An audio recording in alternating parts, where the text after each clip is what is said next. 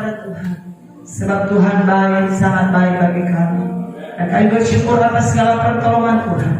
Kami bersyukur buat kekuatan kesehatan, sehingga di hari yang ke-6 ini masih diberikan kami kemampuan untuk boleh berkumpul dan memuji dan meninggikan Tuhan. Dan kami percaya kehadiran kami tidak pernah menjadi sia-sia. Tuhan akan memperhitungkan sebuah kebenaran dalam kehidupan kami, dan Tuhan akan menjamah kami malam hari ini, dan Tuhan akan berfirman bagi kami malam hari ini. Berkati setiap kami pribadi lepas pribadi malam hari ini. Kiranya kuasa kasih Roh Kudus yang akan memberikan kami pengertian, sehingga kami dapat mengerti, memahami apa yang menjadi isi hati Tuhan. Urapi setiap hati kami, urapi setiap hati kami, sehingga di saat benih firman Tuhan ditaburkan, dia akan bertumbuh, berakar dan berbuah, sehingga kehidupan kami boleh berdampak. Dan kami sudah menyembah, meninggikan dan memuji Tuhan. Kami percaya menjadi hidup yang berkoharon di hadapan Tuhan. Saatnya kami ingin mendengarkan firman-Mu. Kiranya Engkau Allah berbicara kepada kami lewat hamba-Mu. Urapi hamba-Mu, mampukan hamba-Mu dapat menyuarakan isi hati Tuhan, sehingga malam hari ini kami yang mendengar firman Tuhan ada kesembuhan, ada pelepasan, ada jawaban, ada pemulihan. Dalam nama Yesus ada kekuatan baru, ada pengharapan baru, dan ada jawaban dari Tuhan. Terima kasih Tuhan. Dalam nama Yesus kami berdoa dan mengucap syukur, dan siap mendengarkan firman-Mu. Ya, siap mendengarkan firman Tuhan, sama-sama kita katakan amin. Silakan dulu Bapak Ibu. Puji Tuhan. Haleluya. Sudah siap untuk mendengarkan firman Tuhan? Coba dulu berikan salam sehat kanan kirimu, supaya jangan ngantuk. Katakan, mari kita akan mendengarkan firman Tuhan dengan baik. Haleluya. Malam hari ini adalah malam yang ke-6. Amin. Saya melihat jemaat Tuhan tetap semangat. Amin. Haleluya. Ya, supaya juga jemaat tahu bahwa kita adakan ibadah 10 malam ini adalah kita mencari perkenanan Tuhan. Amin. Amin. Bukan tujuan kita hanya mencari Roh Kudus, ya. Roh Kudus sudah ada bersama dengan kita. Amin. Tapi yang terutama adalah kita mencari perkenanan Tuhan. Amin. Amin. Nah, banyak beberapa orang bahwa di dalam kehidupan ini, ya, ada yang menganggapnya biasa-biasa saja, ada juga yang sungguh-sungguh mencari Tuhan, ada juga, ya, bisa dibilang setengah ikut Tuhan, setengah ikut dunia, ya. Nah, di golongan manakah kita ada saat ini? Apakah Kristen yang biasa-biasa saja? Apakah Kristen yang setengah-setengah? Apakah Kristen yang sungguh-sungguh di dalam Tuhan? Ya. Nah, malam hari ini konteks kita dalam 10 malam adalah berbicara tentang Roh Kudus. Amin. Nah, banyak orang bahwa Roh Kudus ini kalau orang-orang yang biasa saja, ya, ini tidak penting dalam hidupnya, ya. Karena kenapa? Kalau dia memerlukan Tuhan, memerlukan Roh Kudus, dia akan memahami pekerjaan Tuhan, pekerjaan Roh Kudus dalam hidupnya. Tapi dia nggak memahami. Makanya soal mengutamakan Tuhan, menyembah Tuhan, itu bukan yang utama dalam hidupnya. Tapi dia selalu berbicara tentang Tuhan. Selalu dia berbicara, Roh Kudus tadi mengingatkan. Kalau ada Roh Kudus tadi, wah, udah kusikat orang itu.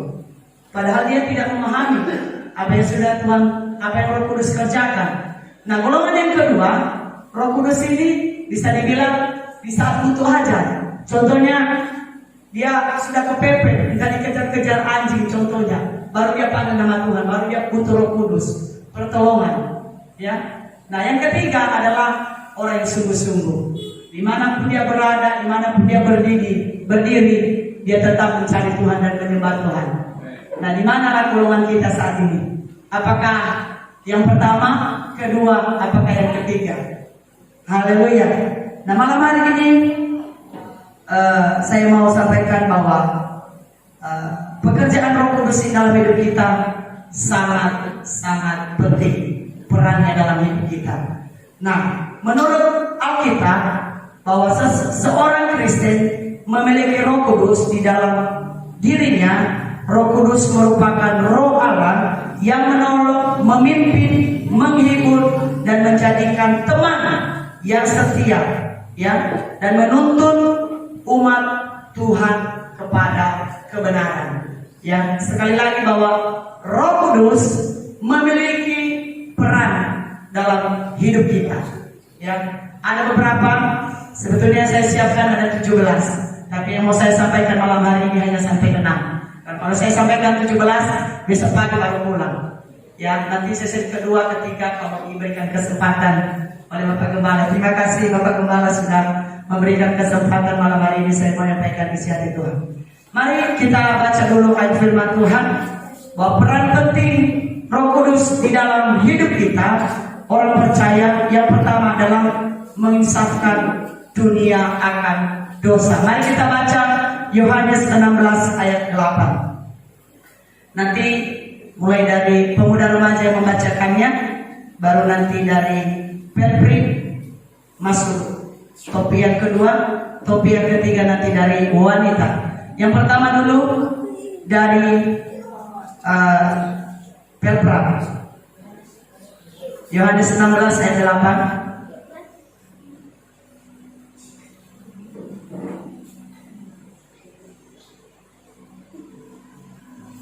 Ada? Sudah menemukan? Ayo coba dibaca.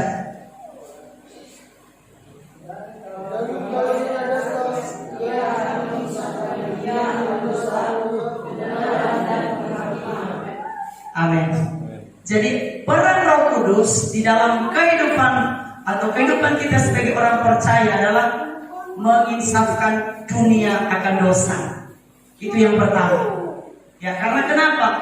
Dunia penuh dengan kejahatan, dunia penuh dengan kelaliman, dunia penuh dengan berbagai kefasikan, kemunafikan.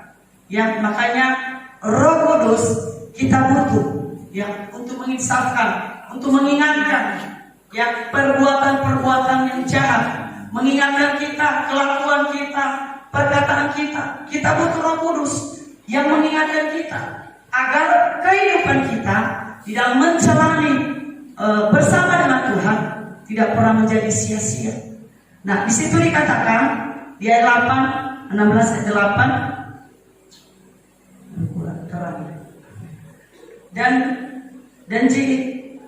Dan kalau ia datang, ia akan menginsafkan dunia akan dosa, kebenaran dan penghakiman. Ya, jadi tujuan utama diberikan penolong atau Roh Kudus kepada kita, itu terutama dalam dunia, supaya dunia sadar akan kejahatannya, sadar dengan kelaliman, kefasikan, kemunafikan. Haleluya. Tes. Iya. Yang kedua, peranan Roh Kudus penting dalam hidup orang yang percaya. Adalah yang kedua, Roh Kudus yang mengerjakan pembaharuan di dalam hidup kita. Yang katakan amin. Sekali lagi, Roh Kudus yang mengerjakan pembaharuan di dalam kehidupan kita sebagai umat yang percaya. Coba dulu baca Titus 3 ayat 5. Ini Pelpri sekarang.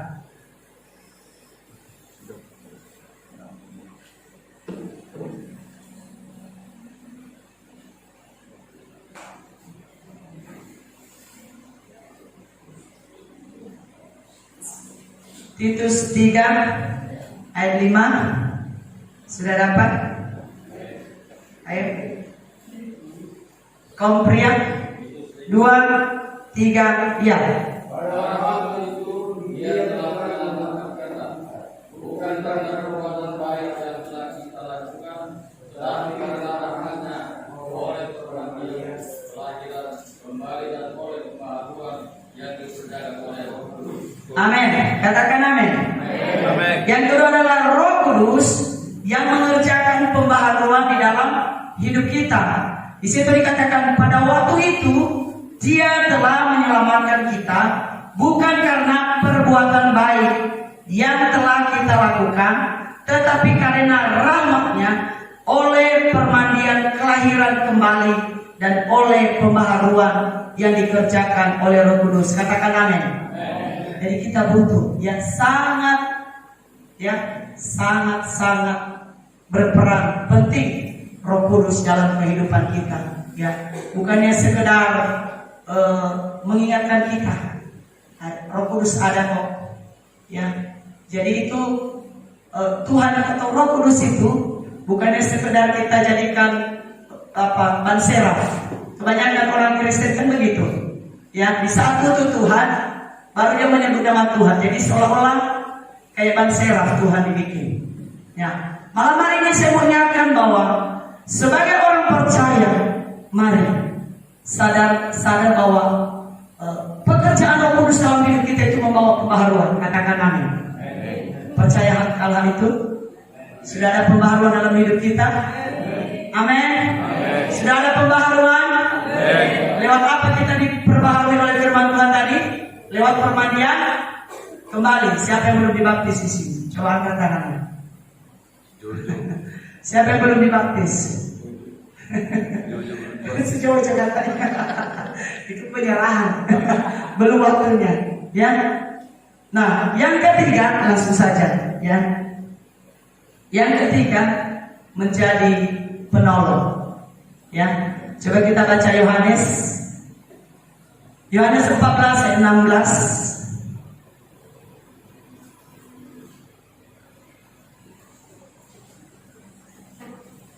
Sudah dapat? Pelot? Lanjut. 2, 3 ya.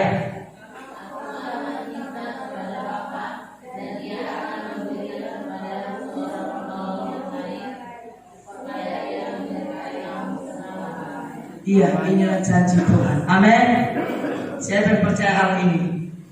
Di saat kenaikan Yesus Kristus ke surga, Dia akan mengirimkan apa yang Dia kirim kepada kita, seorang penolong. Penolong itu di sini dikatakan adalah Roh Kudus. Di situ dikatakan, Aku akan meminta kepada Bapa dan Ia akan memberikan kepadamu seorang penolong yang lain, supaya Ia menyertai kamu selama-lamanya. Nah, inilah peran Roh Kudus dalam kehidupan kita. Jadi Bapak Ibu, doa 10 malam ini tidak pernah sia-sia. Amin. Ini janji Tuhan bahwa Dia akan mengirimkan seorang penolong. Dia akan menyertai kita. Dia Allah Immanuel. Amin.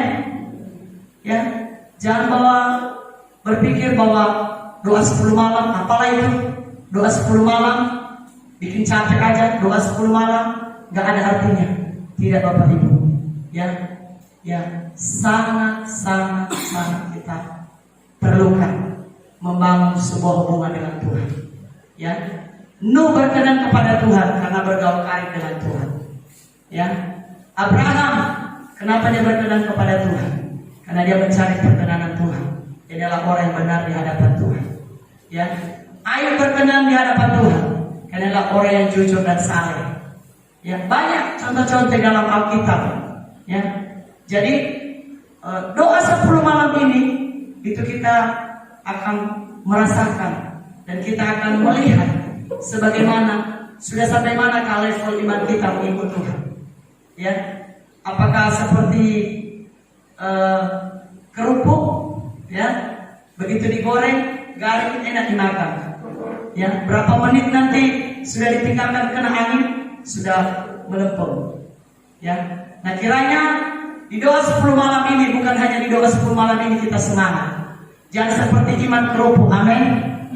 Amin. Dan kita tetap semangat dalam Tuhan. Amin. Iya. Nah, inilah janji Tuhan. Dia akan menyertai kita selamanya. Dia tidak pernah meninggalkan kita. Dia akan tetap ada bersama dengan kita. Nah, seorang penolong di sini dikatakan yang selalu bersama-sama. Betul nggak? Ya. Beda penolong suami istri, ya. Itu bisa saja mungkin suami ke utara, istri ke barat, mungkin ada urusan. Tetapi di sini janji Tuhan sebagai penolong, sedetik pun Dia tidak pernah meninggalkan kita. Selalu Dia bersama-sama dengan kita. Selalu Dia ada bersama dengan kita. Ya, kan ada pujian. di timur, di barat, di selatan, di gunung, di lembah pun Tuhan selalu ada. Itulah janji Tuhan. Dia katakan, aku akan menyertai engkau selama-lamanya.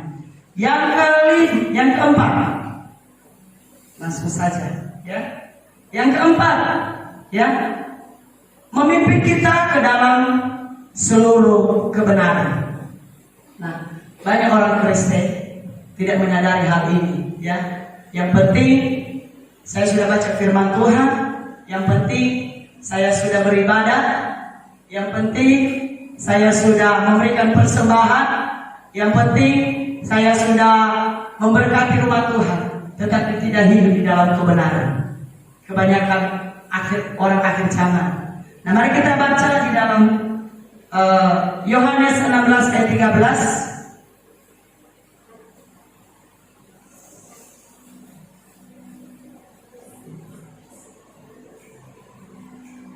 Sudah dapat? Amin. Sudah dapat semua? Ayo kita sama-sama baca. 2, 3 ya.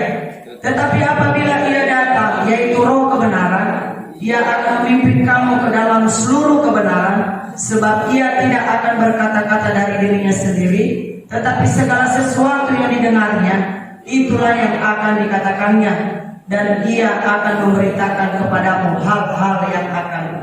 Nah, ini janji Tuhan. Amin. Dia akan menuntun kepada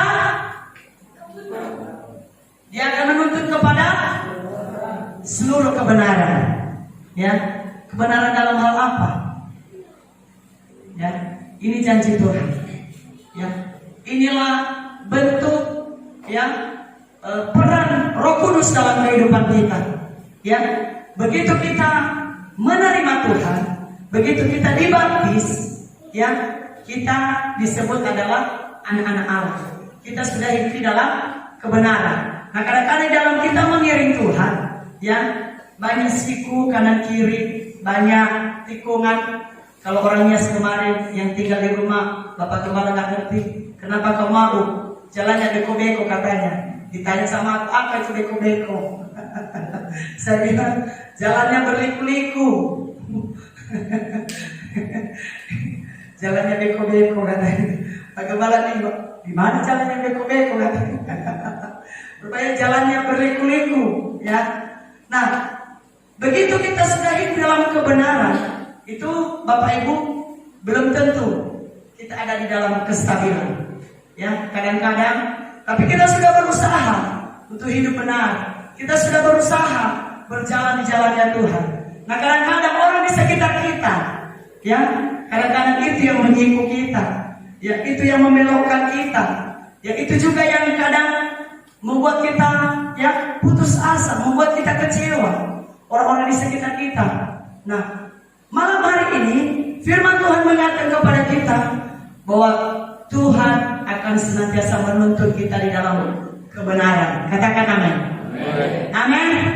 Mau hidup dalam kebenaran? Rindukan Roh Kudus, alami Roh Kudus malam hari ini. Amin. Yang kelima, haleluya. Atau coba dulu sebelum itu, coba dulu kita baca 1 Samuel 10 ayat 6, ya, supaya kalau kita sudah hidup dalam kebenaran Allah, maka Roh Tuhan tetap ada di dalam kehidupan kita. Ayo kita baca sama-sama. 1 Samuel 10 ayat 6. Bukan Samuel Sitohan. Sihotan apa Sitohan? Sihotan. 2, 3 ya. Maka Roh Tuhan akan berkuasa atasmu, engkau akan dipenuhi bersama-sama dengan mereka dan berubah menjadi manusia. Amin. Ya. Jadi inilah janji Tuhan bagi kita yang sudah hidup dalam kebenaran firman Allah. Ya, kita tetap dipelihara oleh Tuhan. Roh Tuhan selalu ada bersama-sama dengan kita. Amin. Mari kita lanjutkan lagi yang kelima, memberikan kepada kita hikmat dan wahyu, ya, agar kita bisa membedakan mana yang baik, mana yang berkenan kepada Tuhan. Mari kita baca Efesus 1 Efesus 1 ayat 17 sampai 18. Inilah janji Tuhan atau janji penolong atau janji Roh Kudus bagi setiap umat Tuhan yang menanti-nantikan Tuhan. Ya sudah dapat, mari kita baca bersama-sama 2-3 ya. Dan meminta kepada Allah Tuhan kita Yesus Kristus, yaitu Bapa yang mulia itu, supaya Ia memberikan kepada kamu roh hikmat dan wahyu untuk mengenal Dia dengan benar, dan supaya Ia menjadikan mata hatimu terang, agar kamu mengerti pengharapan apakah yang terkandung dalam panggilannya, betapa banyak kemuliaan bagi yang ditentukannya bagi orang-orang kudus. Ya, yang kelima adalah memberikan kita hikmat. Ya, di dalam kita mengiring Tuhan, kita butuh hikmat dari Tuhan. Ya, di dalam kita menjalani kehidupan ini, kita butuh hikmat. Ya, hikmat itu dari mana?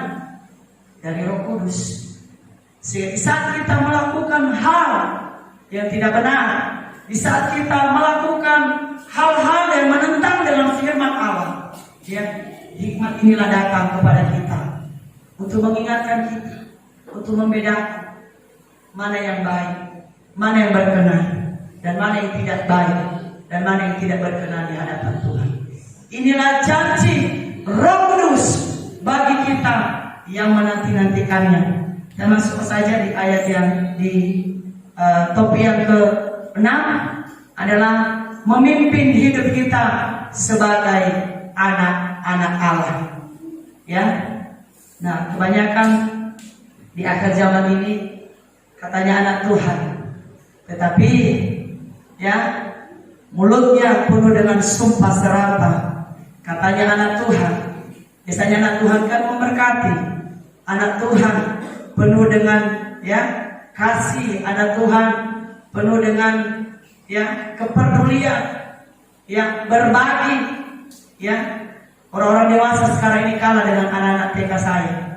Kalau udah saya bilang, kalau kita mencintai Tuhan, anak TK harus bagaimana? Ya, mengasihi teman, berbagi. Ya, jadi mereka langsung praktekkan. Nanti kalau ada teman yang gak mau berbagi, langsung ngadu ke saya. Men, itu bukan anak Tuhan, dia gak mau berbagi, pelit dia, anak setan katanya. Coba. Nah, kita sebagai orang dewasa yang sudah mengerti firman Allah, yang sudah memahami ya kebenaran firman Allah, ya mari kita hidup sebagai anak-anak Tuhan. Mari kita baca ayatnya di dalam Roma 8 ayat 16 sampai 16. Kita baca bersama-sama. 2, 3, ya. Semua orang yang dipimpin Roh Allah adalah anak Allah, sebab kamu tidak menerima roh perbudakan yang membuat kamu menjadi takut lagi, tetapi kamu telah menerima roh yang menjadikan kamu anak Allah. Oleh roh itu kita berseru, ya Aba, ya Bapa. Roh itu bersaksi bersama-sama dengan roh kita bahwa kita adalah, amin. Katakan amin. Haleluya. Iya, ya. Jadi kita sebagai anak-anak Allah, kita harus tampil beda. Amin. Jangan kita serupa seperti disampaikan oleh Pak Gembala semalam. Jangan kita serupa dengan dunia. Ya. Biar mereka di sana mengata-ngatai orang, jangan juga kita ikut-ikutan. Biar di luar sana mereka ya melakukan kejahatan, kita jangan marah. Firman Tuhan berkata ya dalam Mazmur 37 bahwa jangan marah kepada orang berbuat jahat. Ya, jangan marah. Mazmur 37. Ya, jangan marah kepada orang berbuat jahat. Biarin. Ya, karena mereka akan ya lisut seperti rumput yang sebentar kelihatan. dan mereka akan lenyap. Jangan kita marah, dialah Tuhan. Tapi kita sebagai orang-orang yang sudah hidup dalam kebenaran, yang sudah dipenuhi oleh Roh Kudus, yang sudah dituntun oleh Roh Kudus, kita harus mampu menjadi anak-anak Allah. Amin. Amin. Aduh, gak mau menjadi anak-anak Allah ini. Amin. Haleluya. Coba dulu kita baca dulu, ya, Yohanes 1 ayat 12. Ya, ini janji Tuhan loh, sebagai anak-anak Tuhan.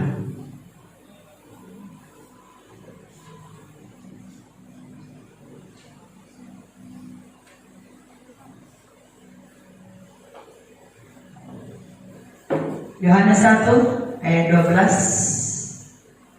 Kalau Bapak Gembala sudah hafal ini, karena ini yang membuat Bapak Gembala mengenal Yesus. Haleluya. 2, 3, ya. Tetapi semua orang yang menerimanya diberinya kuasa supaya menjadi, yaitu mereka. Nah, ini janji Tuhan. Wah, setiap kita malam hari ini, pribadi lepas pribadi, sudah kita menerima Kristus. Amin. Nah, kita diberikan hak untuk menjadi anak-anak Allah. Nanti kita tidak hidup lagi dalam perbudakan, ya, perbudakan dosa, perbudakan kutuk, ya, perbudakan tahayul atau apapun perdukunan, ya, atau apapun yang ada di dunia ini. Kita tidak hidup lagi di dalam perbudakan itu, tetapi kita hidup sebagai anak-anak Allah. Amin. Haleluya. Puji Tuhan. Itu saja firman Tuhan malam hari ini yang saya sampaikan.